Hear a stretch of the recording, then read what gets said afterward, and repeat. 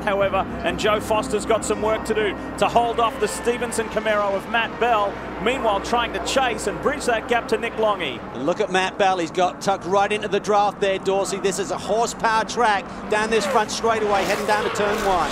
And one thing we've seen through the practice and testing so far this week is that the drafting this year, for whatever reason, these guys have figured it out. And they've decided, that they really can run on the lower groove on the bottom and really get a big pull by drafting close to the car in front. BMW, Mustang, Camaro, BMW. BMW is the dominant manufacturer in this GS class, and damage on the 48, the championship defending car. Charlie Putman there may have got into some argy-bargy, but look at Matt Bell putting the pressure on Foster, forcing the issue in the early going. Remember, this is round 1 of a season-long championship. We've seen teams before come out of round 1 with a big hole in the points and never make it up over the championship season.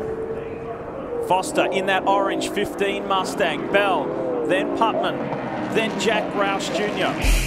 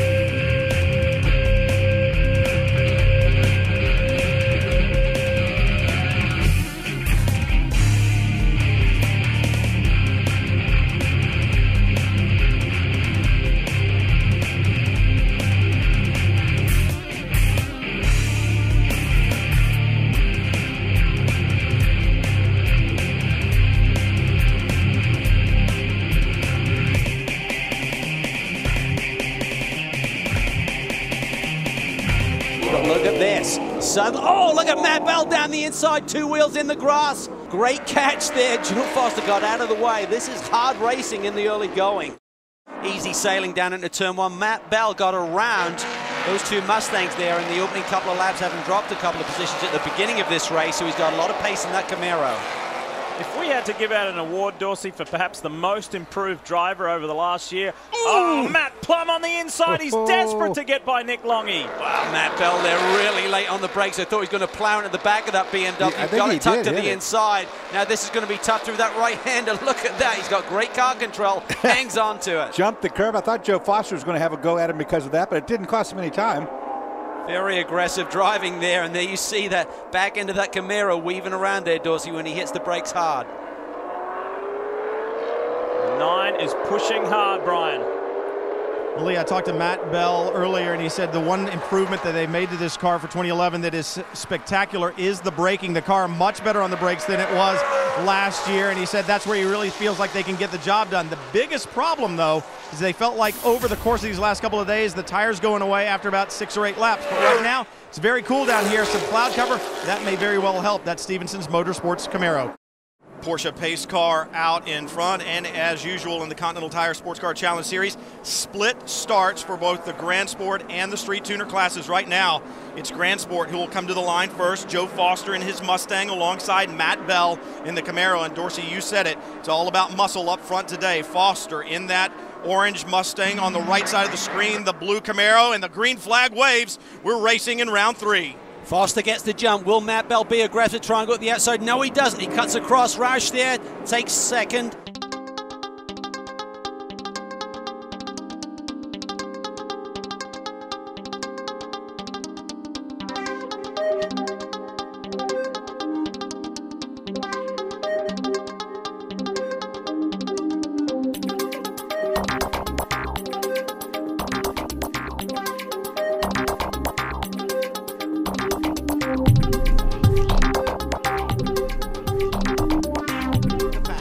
Matt Bell in the second place Camaro right there is known for being very, very aggressive on these starts and on restarts. Look at Nick Longy there. He's up to third in the Rum Bum car. They'd had 3 poles in a row, but they were 7th fastest in qualifying, ultimately started 4th with a few of the cars being pushed to the back. Right now, the Camaro really hounding the Mustang in front, Chris. Yeah, Brian, that Stevenson Camaro has been very fast all year long, but they are just looking for a result. In the first 2 races of this year, they finished 28th and 11th in the second race, but they've always qualified in the top 5. Talking to Mike Johnson this week, and he said, the car is so fast this year, but we just keep having mechanical problems. At Daytona, we had a half-shaft brake, and the last round at Homestead, they had a sway bar break, not at one of the welds and not at one of the connection points, but right smack dab in the middle of the sway bar. So this team hoping that they can get those little gremlins off their back and have a good result today. Guys, this racetrack is really tough. The first 3 corners are completely blind. What I mean, the driver's going up and down these different hills, as you see. You can't look over the top of the hill. You don't know what's on the other side. And it, you know, later in the race, it becomes a problem. And Dorsey, you were talking about the pace of Joe Foster up front, Matt Bell giving chase. These guys running hard very early here. We've got warm track temperatures. And Calvin, we talked about how tricky this racetrack is. These guys can burn a car down pretty quickly, can they not? They can. They certainly have to be very careful with that time management here today. And this is a unique situation in terms of the running on the racetrack. The Indy cars just got off here, haven't done their qualifying. They've been really dominating the track time for the last 24 hours. So, you know, the rubber on the racetrack is Firestone rubber. How does this Continental tire rubber, is it compatible with that? That's for these drivers to now find out in these initial laps. Matt Bell in that beautiful blue, red, and yellow Camaro right behind Joe Foster, really trying to hold on to the back of the Mustang right now. These two beginning to pull away from Nick Longy and the BMW in third. There's just no way in the world you cannot like this. I mean, these cars are sliding. You can see them tail out. It is getting hotter here just outside Birmingham, Alabama. As you look at Joe Foster, he's begun to pull away a little bit from the 9 right behind him of Matt Bell. But Jack Roush Jr., he is on a tear to the front, Dorsey. Boy, he is indeed. He's found the rhythm on the Mustang. He's running the fastest lap times now, finding a way around Matt Bell. A little slide off the back of the Camaro, but that's what we like. That's kind of Matt Bell's style. He's got great car control, and he really wrings the neck of every car that he gets into. But you have to wonder how that you see him there weaving under brake. It looks like he got a little bit too much rear brake there coming down into turn 5 and just really pushing the envelope. He knows that Roush wants by. Roush has caught these guys in a hurry, so he's got a very fast race car. Now, Joe Foster, he's stretching the lead a little bit, and he seems to be the smoothest out there. He's really managing those tires very well. Well, I talked about it heating up not only on the track, but the ambient temperature as well. Chris, what can you tell us about the heat down on pit road? You guys have been talking about that Firestone rubber out on the racetrack because of IndyCar practice and the track changing because of that, but also this track is going to change a lot because of track temperature. An hour before the race, the track temperature was just over 80 degrees. Right now, it's now over 100 degrees. We're anticipating track temperature probably about 115, 120 degrees by the end of this race. Dorsey, with track temperature changing about 20 degrees throughout the race, how do these production cars change because of that track temp change? You know, it depends on how the guys set it up. I mean, they knew today was going to be hotter than anything that they practiced. I hope some of them made adjustments because it's going to get slippery, Chris. The hotter it gets, this racing surface is going to get oily. Look at this, Roush to the inside. We know he's aggressive. I tell you what, Matt Bell is starting to slide that Camaro more and more and more, and I'm not sure how effective his lap times will be with the car in that state. He's got to cool those tires off a little bit, but Joe Foster's really not getting away too far. He's got some ST traffic in between he and the other 2 guys right now. You were talking about how smooth Joe Foster is, and that'll pay dividends as this racetrack gets hot. Well, as Jack Roush Jr. takes his Mustang towards the front, Scott Panzer having problems in the 21. This is going to be entertaining right here. Matt Bell's car, that Camaro, the 9, is really loose right now. He's got Jack Roush Jr. really putting the pressure on him, and you're not able to back off very much when you got somebody breathing down your throat. That Camaro's getting looser and looser. That's a shame for Scott Panzer and Todd Snyder. They had a great run at Homestead, but had fuel pickup problems. Let's go from Grand Sport back to Street Tuner once again, where Mark Pombo continuing to hold on to the lead. Since he's so young, he put race cars in a little box, and they're going to open it up when he's 21 years old and show him what the old race cars look like. Unfortunately, I was in that box. Jack Roush Jr. has gotten past Matt Bell, and we saw Bell sliding that Camaro around. Seems to me like once we see the tires start to go, Calvin, it's even hard to cool them off and get them back, but once they start to go, the car just seems to get worse and worse. It does, but I tell you what, I am so... Look at Matt Bell there. I mean, he just slides that car around. He's totally comfortable doing it. A lot of drivers really start to back off the pace when the car's in that state, but he's able to hang on to it. Just a tribute to him. But the Camaro certainly starts to get a little bit more movement than the Mustangs, and I think it's really these Mustangs are a bit further developed. Camaro really only in its second year of racing. Here you go, Jack Roush gives him a little help. Yeah. Look at the save. That's a car control. You talk about Matt Bell's car control. There it was. Jack Roush Jr. gets in the quarter panel, turns him sideways. Most guys would have spun that car. Matt Bell, fully aware of how to take care of the situation, fixes it and brings it back in line. And we've all instructed. I'm not sure you can teach that. I think that's just natural ability. That's just pretty darn impressive. Chris, what have you got? Well, Mike Johnson's on the radio with Matt Bell right now. And Mike, we're watching Matt really slide that car around with the Roush Mustang right behind him. Are you telling him, hey, man, you got to take it easy on those tires too early in the stint? Well, we're working really hard on it right now because Matt's obviously struggling, as you can see on TV. It's the highest track temperature we've seen all week. You know, the car's really fast over a lap or two, but we knew it was going to fade off. But what we're doing now is really just kind of looking at the long term of the race. Say, just let Jack go. He's quicker. Let him run down Joe. Maybe they'll put the pressure on each other, and hopefully we'll still have a decent car in another 10, 20 laps. Anything you can do during the pit stop to make the car stick better? Well, we can adjust tire pressures, and then we do have adjustable sway bars, but we can't do it in the cockpit. So it's something we would have to add during the pit stop. I mean, we're obviously talking about it right now. All right, good luck. Well, we talked about it at the top of the show, making sure that you had the right strategy and that you saved the car. Now Jack Roush Jr. has gotten past Matt Bell. He'll see if he can chase down Joe Foster, who continues to lead Grand Sport. The last time Joe Foster won in the Continental Tire Sports Car Challenge Series, right here at Barber Motorsports Park in 2008. We'll be back. While we were away as well, Joey on Joey, Atterbury that is, on Joe Foster. He got the Camaro to the front. He did. Matt Bell got around Joe Foster, and then perfect scenario, going off the last corner, setting up, coming through this left-hander. Nice work there by Matt Bell. And we're back just in time to see the green flag fly. And there was a caution period because the 77 Compass 360 Honda of Andrew Novich went off in the S's and had to be rescued. Here the car we go. just came to a halt. So it's Camaro, Whoa. Mustang. The muscle cars are up the front, and here comes Tom Dyer. slices it down the inside of Putnam there, but thought he was going to try and get two, but Jack Roush Jr. said no way, closes the door nicely. Good clean start.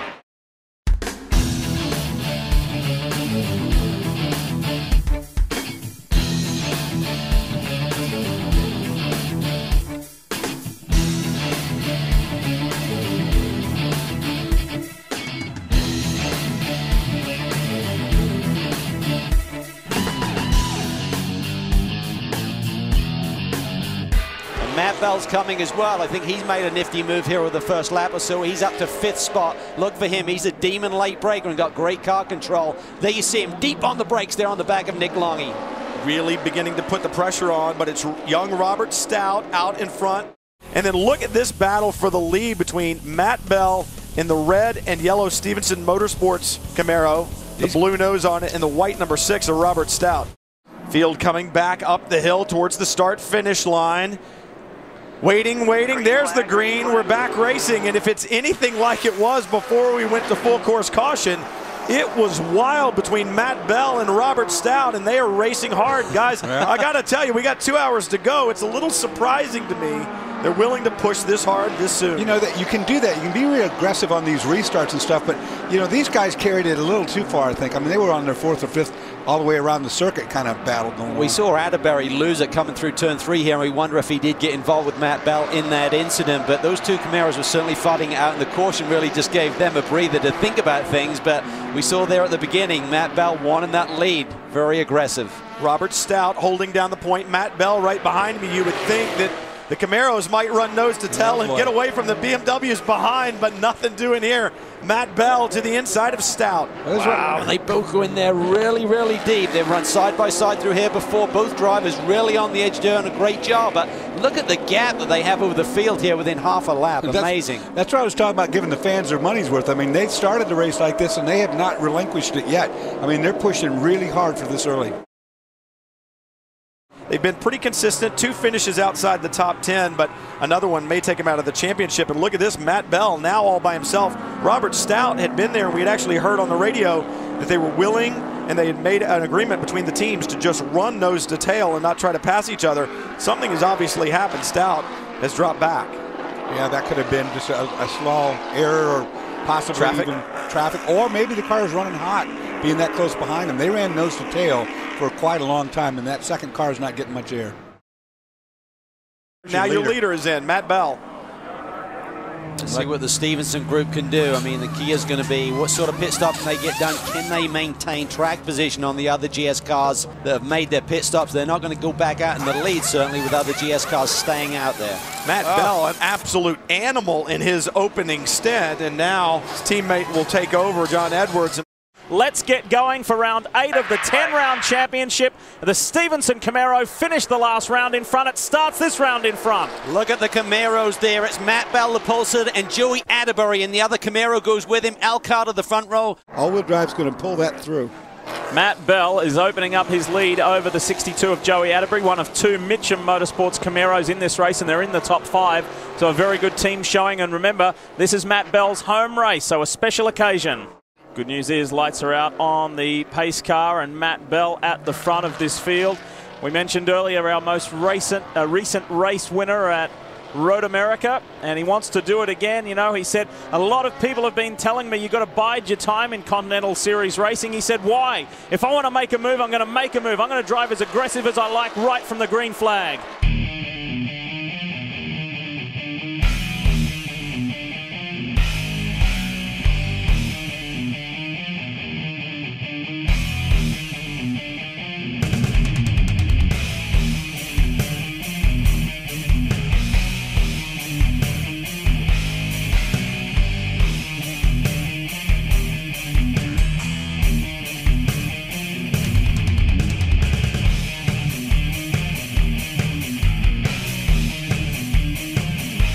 As Bell once again has gapped Atterbury. You know, I think if the days of biding your time are over, Calvin, these guys are racing.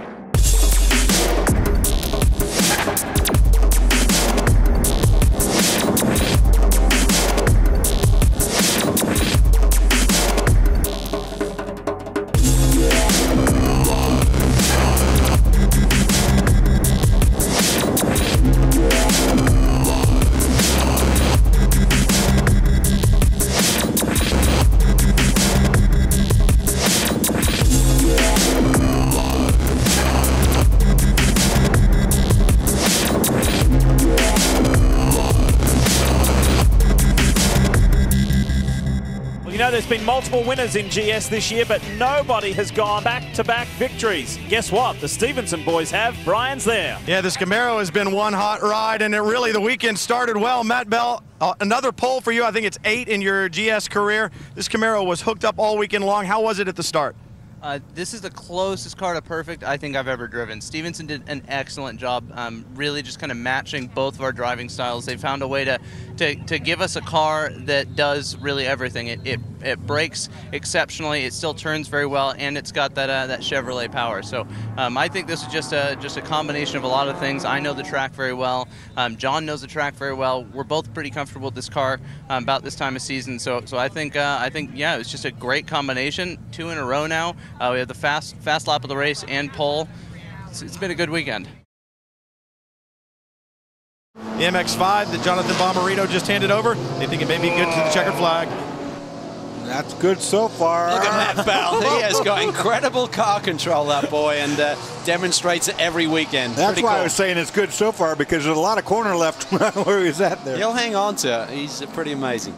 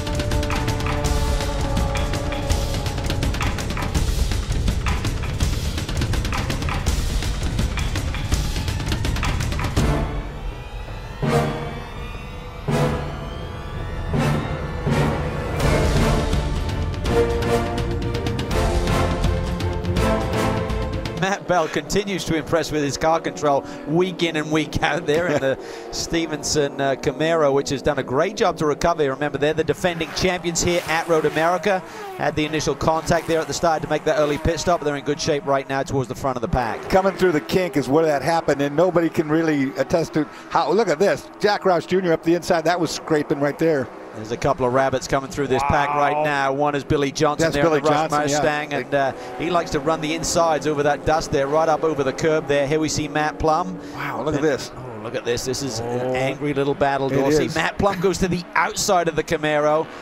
That's a power move right there with the Porsche around the outside of the Camaro on brake. Good clean running there from Matt Bell. He's not going to like that because he gave Matt a little bit of room, and Matt came back up a little bit. I don't think it was intentional, but from Matt Bell's seat, it may have looked that way. And Tim Bell may get the run on both of them in that number 6 Camaro right behind. You see the brake lights flash as they pump that pedal. Look at Matt Bell. Again, this is what I'm talking about. When you go down that hill on the brake, the back ends get loose. You got to give yourself some room, otherwise you're going to have a big wreck. I think this is the first time we're seeing the two Bell brothers really close together on the racetrack since Tim switched from the ST class last year to the GS, the big powerful machine. Yeah, that done a great transition. That was my brother and me to be a wreck for sure.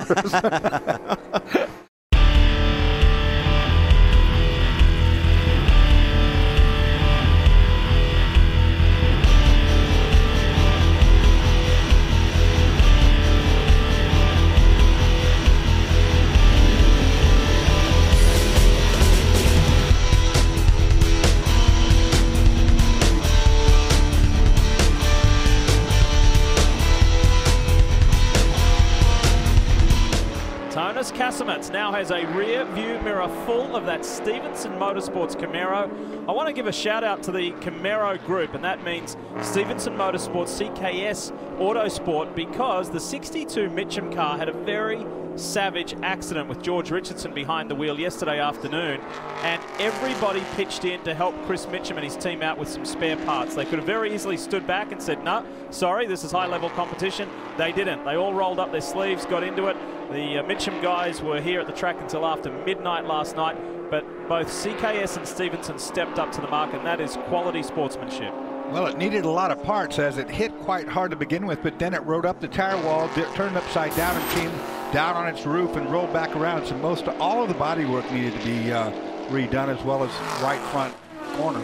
See Matt Bell there running some very competitive lap times, as you would expect. He's right on the tail of the leader right now, but watch that Nissan. BJ Zacharias is just hounding these guys, just ghosting them right now, just seeing where they have strengths and weaknesses. And he seems to really just be keeping the car underneath him, looking there, ducking out. He's not looking to pass, he's just getting some clean air to the front of that car, just keeping it cool in these hot conditions. You talk about it, Dorsey, it's a blistering hot day out there. Yeah, and they're taking right now and taking this first green flag stint to see what kind of tire degradation they really do get off of the cars.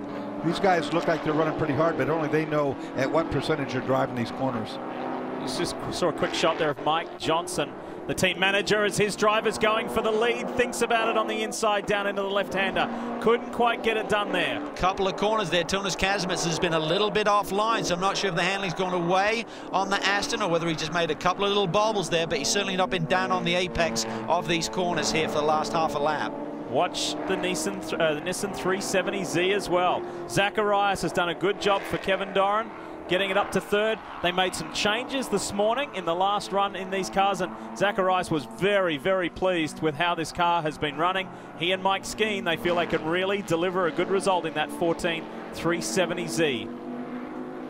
Well, Kevin Doran's cars have always run good here, no matter whatever he's ever run over his career. He's always had a good car for Watkins Glen. Here's what happened yesterday. This is George Richardson. Car goes over.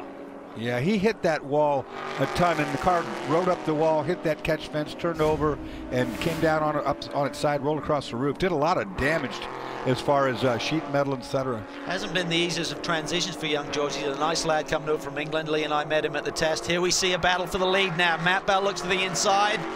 I don't think the Vantage can defend from there. Just too much steam in the Camaro there. Down the front straight, he takes the lead. And it's Zacharias was pushing that issue. Yeah. I mean, for Matt Bell, he really had nothing else he could do. Unless he gave up that position himself, because BJ's really working that Nissan. In the background, looming, is that black CKS Autosport. Oh, here's a bad situation. Here at the Brickyard, really exciting times for the Continental Tire Sports Car Challenge Series, and what a moment for for Brian Heitkotter in that Doran-prepared Nissan 370Z, starting on the front row alongside Lawson Aschenbach. Look at that. Imagine seeing a clear straight ahead at the Indianapolis Motor Speedway. What a view, what a day for the Continental Tire Sports Car Challenge Series, and Aschenbach gets the best start on the outside. And look at Matt Bell, he immediately dives to the inside. This is where it's going to get really hairy, Dorsey, as they try and get on the brakes for the first time and enter that infield down in turn one. A lot of width as you get there, but you got to get down into the infield and you got to spread it out.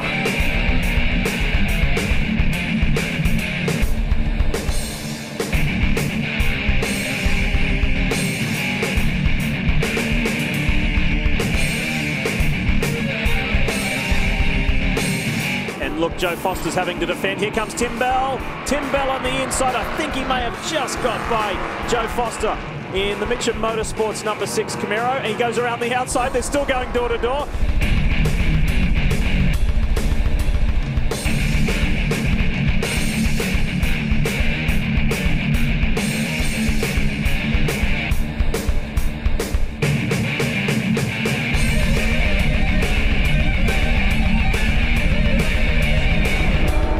Up front, our race leader is under increasing pressure. Here comes Matt Bell. Lawson Aschenbach, this is the most that he's been challenged in this race. He comes out early there. He didn't try and use the draft all the way down the straight. Oh, somebody in the wall, there. big time. One of the BMWs, I think, I'm not sure, but it hit the wall really hard coming out of that corner. Great job, great job. That's a nasty spot there. As we welcome you back to the Indianapolis Motor Speedway, Lee Diffie, Calvin Fish, Dorsey Schrader, Calvin Fish, and Brian Till and Chris Neville. Dorsey, you flagged it earlier in the show. Could weather, could rain be an issue, and now we're starting to get warnings of severe lightning in the surrounding areas and rainfall starting to come down, and that's a pretty serious sign. Yeah, and I think when we look at our leader right now, he is not pitted here today, and I think Mike Johnson at Stevenson is maybe looking at that sky and thinking, man, if we can just stretch it and wait to put full treaded tires on this machine, that may be the game that they're playing. Well, Calvin, the other thing, I talked to Mike Johnson a bit earlier, and he said we didn't pit in those first cautions because, well, we could have strategy-wise, but I've got 2 drivers that have to run in the Rolex race. I want to split this race in half if I can. I don't want to burn either one of those guys down for the race later today. That's a very good point. John Edwards is going to be sharing this car with Matt Bell, and if you stick him in there for a couple hours and then say 15 minutes later, get in the GT car, that's a big, heavy workload. Really easy to do what you want to do with it. Some communication going on between Matt and the Stevenson Motorsport team. He's enjoying a massive margin, 13.5 seconds out in front of fellow Camaro driver Lawson Aschenbach. Matt Plummer's made his way up to 3rd. Casimets, Heitkotter, Espenlaub, then Tim Bell, then Brett Sandberg, David Empringham and Joe Foster. That's what the top 10 looks like.